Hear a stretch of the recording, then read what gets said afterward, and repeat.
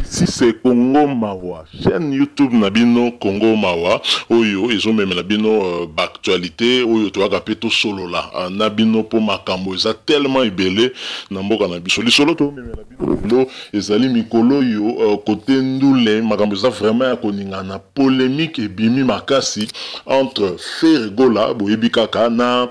Fali Ipupa, moi ba déclaration oyo salemi de part et d'autre et créer maman na polémique que surtout les Kamboya bandal ezali ko créer penza mbutu misusu balobi azamo na bandal misusu balobi azamo na bandal te to ebite to suka wapi mais nini esali penza que polémique oyo ebotama chaîne YouTube Nabino Congo Mawa et kanisi ke eza na réponse wana parce que to vandi to analyser to sosoli affaire ango to luki to tali to comprendre côté likambo uteli donc biso to kanisi ke to comprendre ngo marque wana yango to lingi to proposer na bino moi mon analyse tout ça là peut-être que vous êtes d'accord na biso peut-être que vous êtes d'accord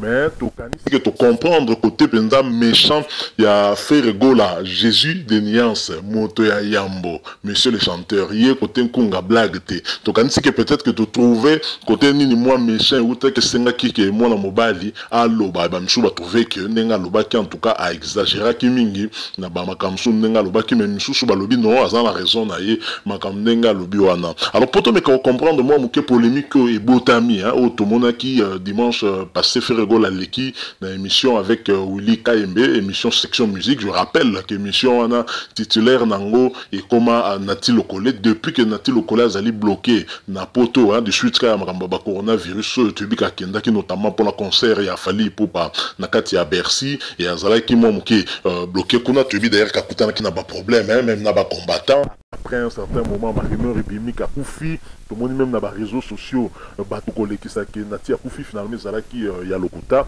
et tu veux qu'on montre que Nati Lokole à ça qu'on se portait plutôt bien mais dans l'émission na ye oyo moto comme qu'on présentait en mikolo ezali Willy Kayembe tout le monde qui fait à l'équipe dans l'émission en espace il y a 2 semaines à l'équipe dans l'émission wana et pour la nina ko légalisation dans l'émission to kanzi que tous la moi réponse hein moi moké par rapport à la situation na yango to lingi to proposer na bino sikoyo bolanda mais avant to ko ka proposer na bino Ferregola yemoko nanu nazo proposer bino nanu extrait ya interview au Fali Ipupa a accordaki na Nati Lokole à partir ya poto bolanda yango e bongo na sima to zonga to soli moi moké après to pesi bino pe lisusu Ferregola parce que yango nde à notre avis les ali élément déclencheur hein ya polémique o e botami lelo o esali ke makambe belo Ferregola lobby misusu basa ko contrecarrer yango et puis Ferregola pe asali ba makambe sa lobby makambe misusu asali allusion na émission auto tie la bino mo extrait oyo bolanda yango je rappelle que boza na chaîne na bino Congo Mawa ici c'est Congo Mawa na Congo Mawa na Mawa ndulango pe Mawa lokola pe état d'urgence esili peut-être que masolo ezonga normal parce que Congo ezalaki na Mawa na ndenge ya osakana te ba concert betamaka lisusu te bandule betama pe lisusu ndeni po babare kangama donc Congo Mawa na Mawa ici c'est Congo Mawa bosa abonner na chaîne na bino oyo Congo Mawa bosa na te ko cliquer cloche ko bima juste à côté ça la notification on ko permettre la notification dès que tu retires vidéo moko en ligne pour na bino je rappelle encore ici c'est Congo Mawa tolanda Fali Ipupa bon na sima to zonga poto à tout de suite. La Bible aussi dit que tout ça dans ma bête to finga na raté net ba biso ba finga biso ba sala biso mabe gratuitement ça demande na master mo ozalaki na ye vous comprenez bozalaki na ye penda bien ça dit bokabola ba biloko bokabola ba mbati bolia makambo tout mais au vanda boyoki azolo ba mabe na o na sima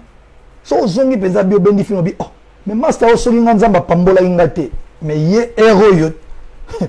tu es te sanga za nani. Sur le temps, après le lobby, il faut pardonner. Toi, on a choisi, il faut te pardonner. Il faut te pardonner. Mais, il faut te pardonner, là. Il faut te pardonner. Voilà, c'est une bonne chose, il faut te pardonner. Non, il faut te pardonner, il faut te pardonner. Ça, c'est vraiment une bonne chose. Toi, on a choisi de te pardonner. Nayo ki zoteka bandeko na mona ki nani Fabrice Achaki Mumpe. Ochiye Kalatawa tel que je te connais à moi que Satan côté là yo. Ceux qui mi-ange mi-démon et mi à héritier. Au Tchapé, qui non, c'est le Congo qui gagne. Mais, au Tchapé. Le bac, c'est sa question. Mais ce qu'on va oser là. Ça fera du waouh. Je sais très bien, toi, tu aimes du waouh. Et tu fais reboyer à Tchaki acoustique. Courage, bro. Bah, les gens attendent quelque chose de toi aussi. Parce que quand tu es le porte-drapeau, ils attendent que mais le fait que moi, moi, regard de ta part, et Bimso sous grand. On peut s'attendre à ça? Non, en fait, moi, je suis quelqu'un, bon, on a l'orange embêté, mais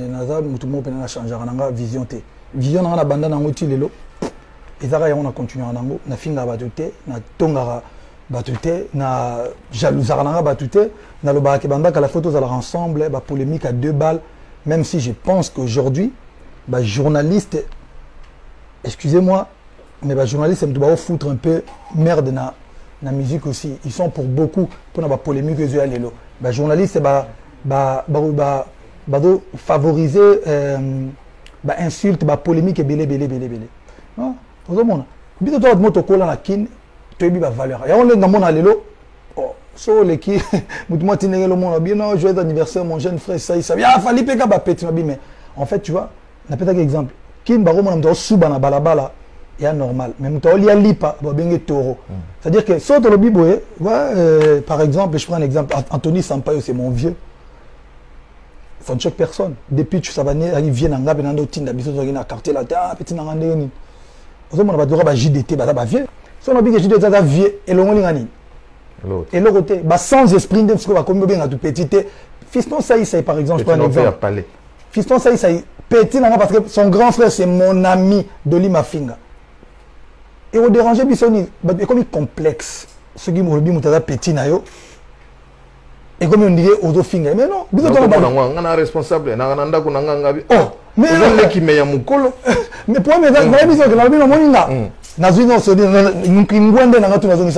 couronne, aigle, qui bandalunga, marambutu. Parce que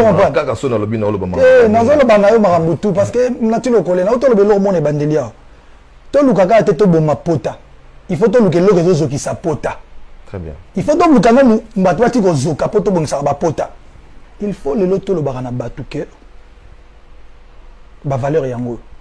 ce qui mutaza ya benga ya et le but est pour que mystère ngala ba bien nga bandal so na komi le ba ya Didier eh ya na no atindi ope na ba couronne tout na nango ya na zaka ya na il existe so mystère ba ko bengo sous petit tété et là existe so mystère ko benga so batu ya te on a complexe et puis question na yo na zo na question na yo ngai na problème atana mutu moko te c'est-à-dire que mutu oyo alingi penangai. Moi je suis pas un vat en guerre, ça dit que mutu moi linga ça la guerre na batu. Et servanga ne loroté. Ça dit que yo lokolo e bingande na liado. Donc et servanga ne loroté. Ngam na tivon ba ki paka ko na ki para mutu te. Na na problème na mutu te. Mutu azani na problème na ngai te. On est là, on ne fait que la musique, on n'est pas des super mecs parce que tous ça va musicien, ça dit Moutounio surtout, comme Moutou Tangi, n'a pas de problème maintenant Moutou Moroté. Moutou on a besoin de force de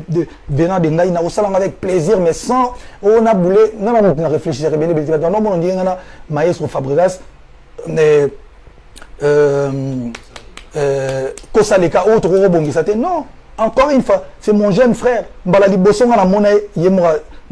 maestro, on a très calme, on a téléphone à dévoiler. Alors, chez Ngaï, parmi la 2006, on a fait l'album. Mais il y a des concentrations, maison mère. Donc il y a eu ce qui s'est passé, il s'est passé des choses, mais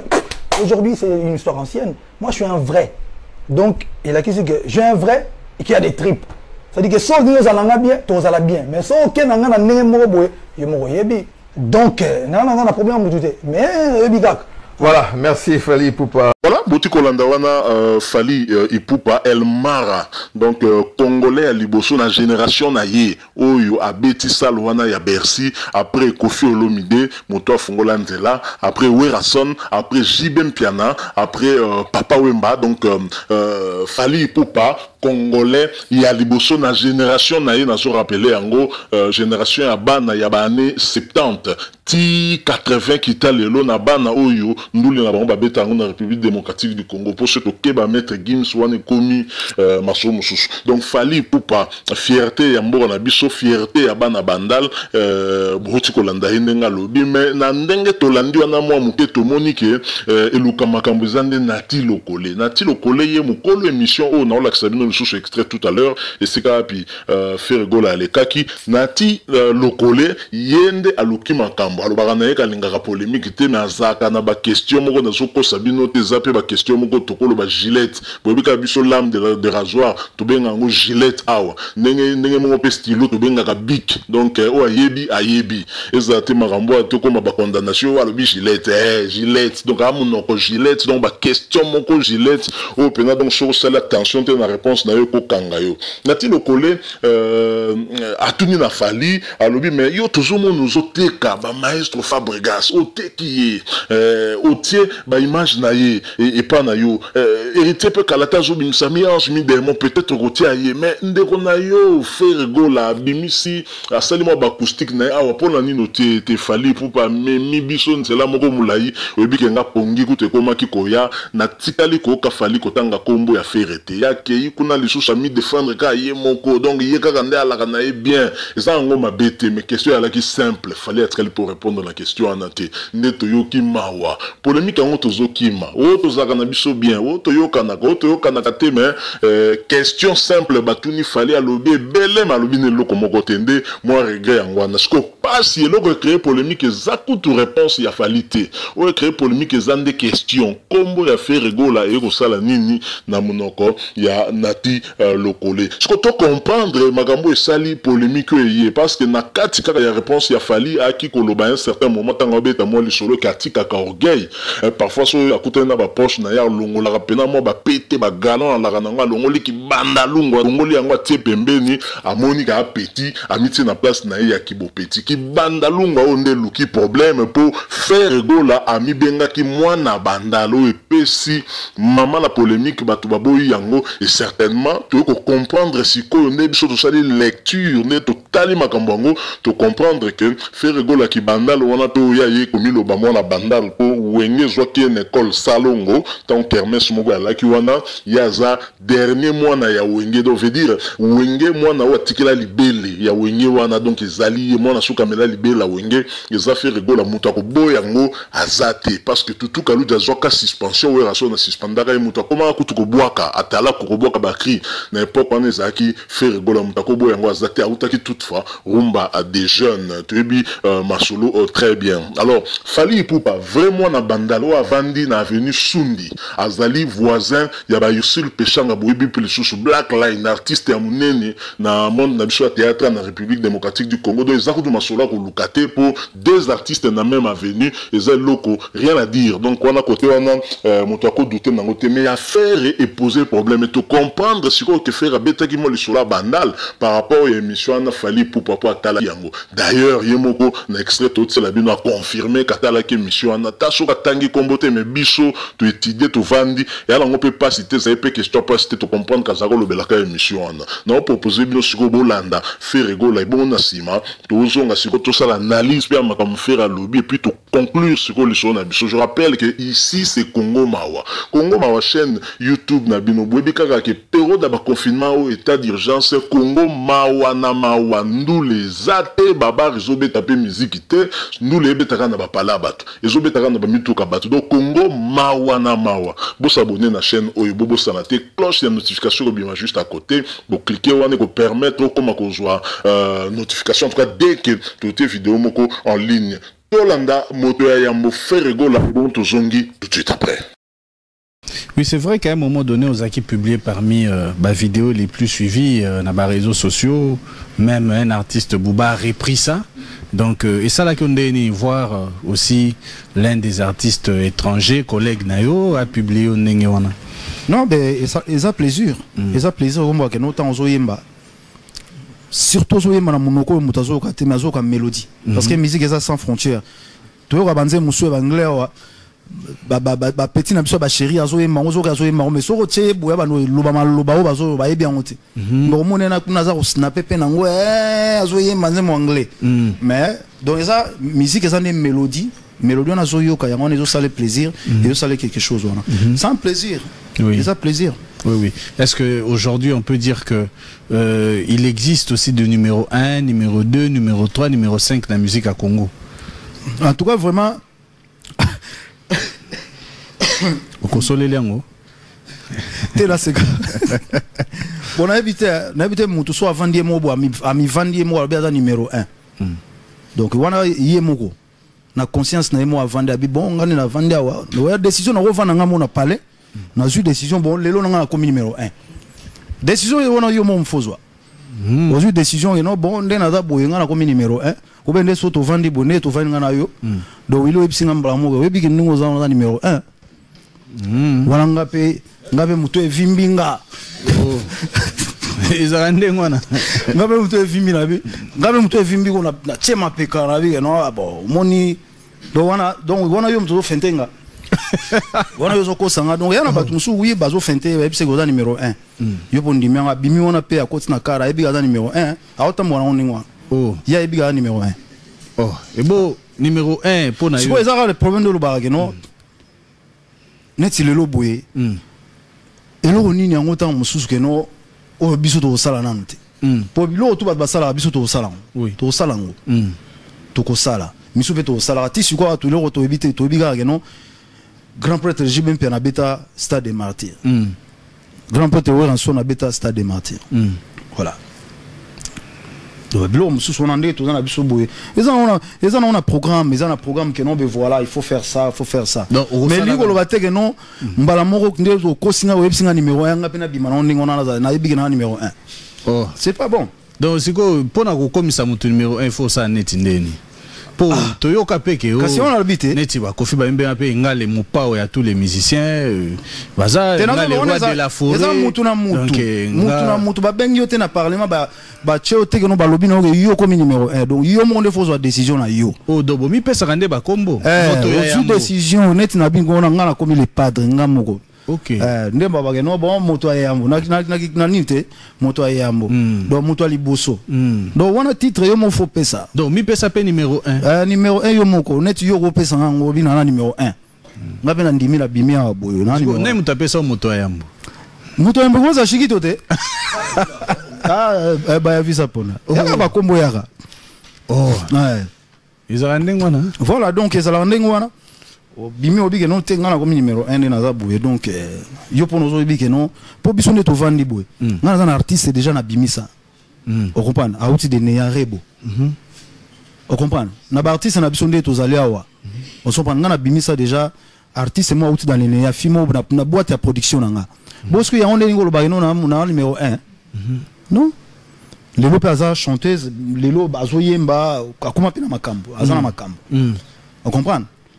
ezaka ke non mwana bato ayiba déjà koyemba biso to sali ka ke non to sali effort to pousser libuso oui do ya wana siko na numéro 1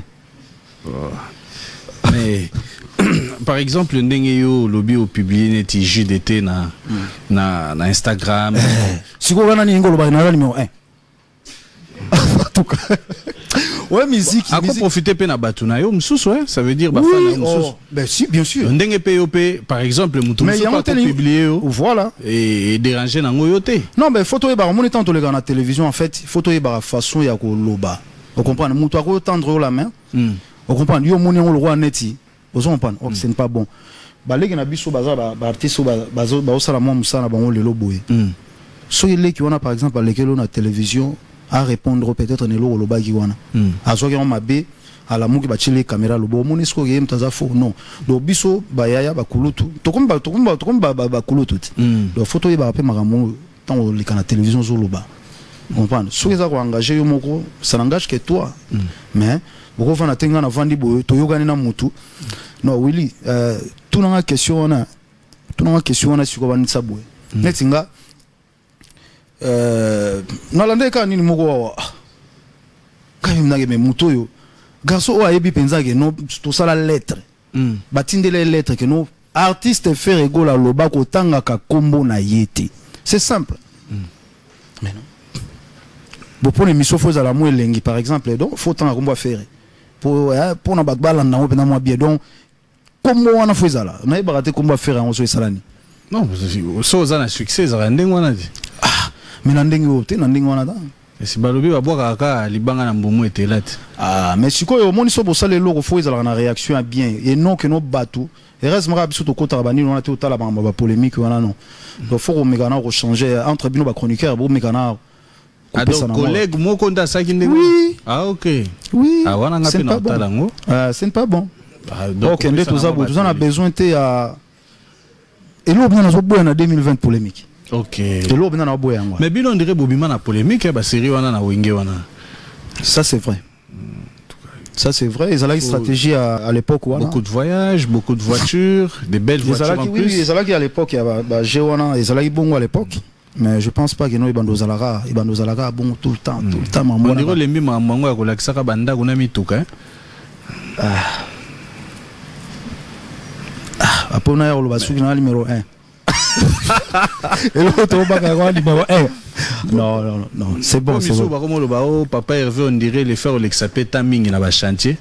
Et comme on bosse en saïm, ramsous, bah, ataba chrétien, bah, finger, net, marambo, bimaka, bah, acoustique, bah, lobby. Ouais. Yo va inora kimiale, ok, chantier. Oh, ça qui coûte combien? Oh, ndeni kuna. Au moins, teke. Et on me repère, comme on dit que musique, on m'a mupanzi mingi, au talaga, maramna, wana. Toujours travailler, bon, et là, on y est salé, notre salle acoustique, on a pas de bouler à travailler.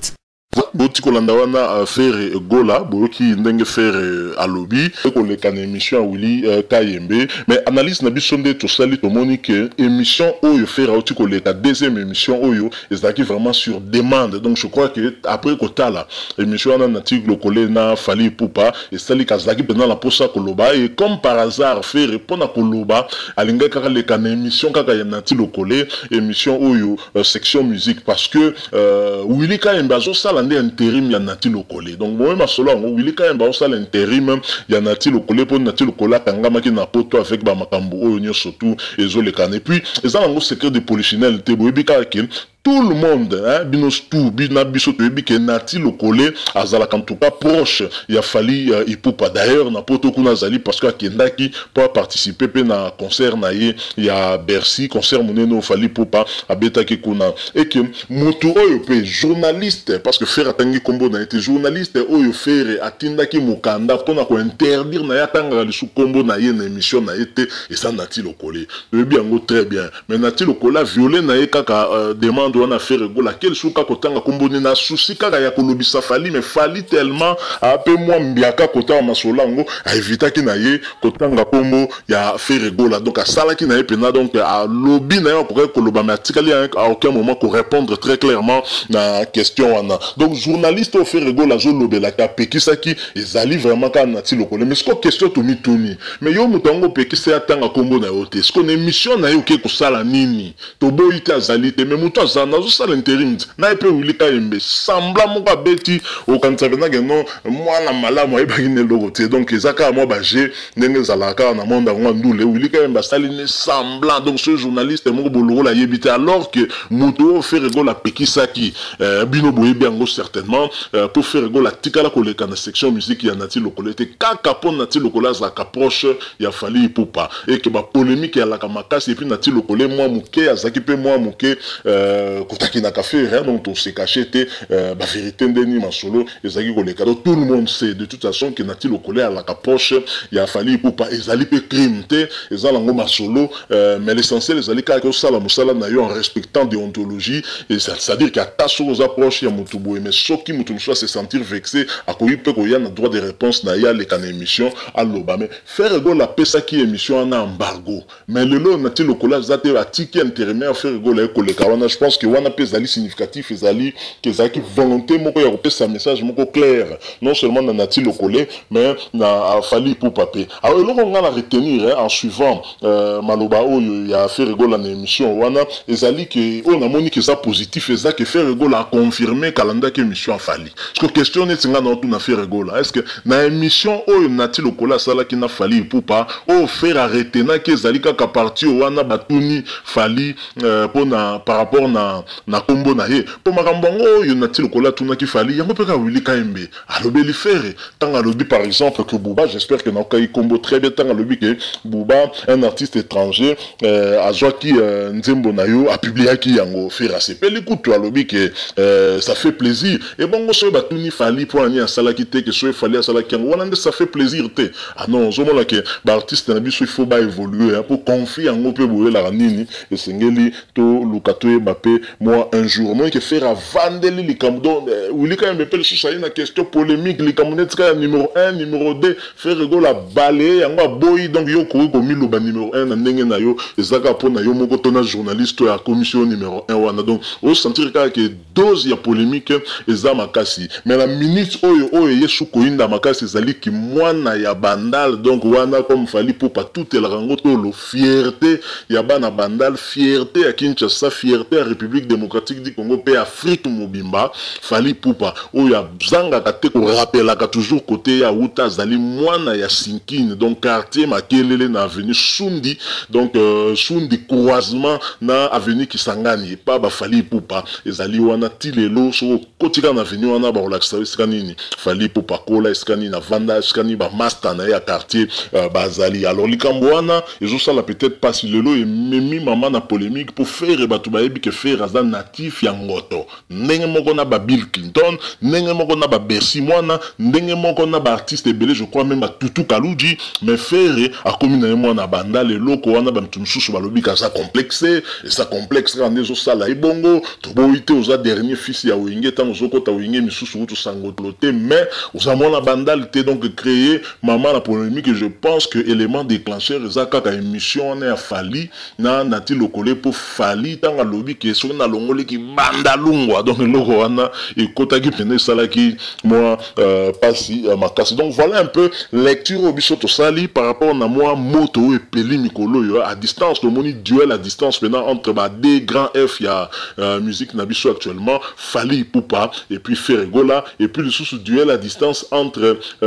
mukolo émission na motasali intérim to une nati lokole pe Wilika Embe tolo banini nati lokole proche ya Fali et peut-être Wilika Embe proche ya faire peut-être masolango zo kende bongo en parallèle mais estali pendant que Wilika Embe yambi faire article pe ba passe en or pour azongi sa ba réponse koto pe nati lokola yambi Fali a pessier passe en or pour que Fali a panza a aniata mais kito côté donc toujours tala kaka ndula ngo ya mboka na biso modèle okato pour ça ba featuring ne et okoli sa sous ne culture na biso makasi plutôt que na ba makamnete ya lolenge wana c'est un peu moi ba futilité l'automoni faire azu idée à récupérer à soit ba master zali na bonda maison mais batia moi ba chant na album naye oyo akosala donc ba JDT ba Bill Clinton ba Babindo donc ba onyo surtout ba laki na maison mais ça ba idée à encourager d'ailleurs Kakol a komisa ki pe idée wana makasi donc idée akosala ba featuring ko sangana ndeza bien plutôt que ko vendre la carte ya ba futilité bo ça vraiment kito côté donc voilà moi les solo tonga to beta na bino awa na Congo Mawa chaîne YouTube na bino ndera to lobby ici c'est Congo Mawa pour Congo ngo mawa na mawa heureusement état d'urgence est vidé moi bato ba ko respirer siko tota nando bandule pe kozonga kalaté je pense que ba les 15 août wana ndenge chef de l'état lobaki tota nano et longo la pena no susu bato ba stress mais maladie zali toutefois to bosana te corona ekei te to beti yango kaote corona zali to continuer ko respecter ba mesures barrières de ba kondi ba pesa biso tomi batela bobika prévention de masolo yango ndezo sala ke to empêcher maladie wana ekota merci beaucoup to kuta na minomba la sima sok bo sepeli botika la biso like hein bo sa ba commentaire belé bo pesa biso ba makanisi da bino peut-être que nde biso to boulé eza bongo te tam susu yoko za na idée mususu o partager ngo awa pardon to 5 ans pena pardon ko finga te toujours solo la ya li solo to bité ko biso to lobi ya vérité eza ndenge biso to kanisi ke makambo ko zala pardon ko finga te ko finga etonga nango te et puis le chouchou bo s'abonner na chaîne oyo otolobi Congo Mawa po awa c'est Congo Mawa Congo ngo mawa na mawa donc bo s'abonner bo santé dès que s'abonner na chaîne au Congo Mawa mbala moko akoto omona cloche ya muke kobimane eza cloche de notification cliquez pe wana ça la bien wana ko morzo notification sur ma prochaine vidéo to mettre en ligne to kutani mbala simat merci beaucoup.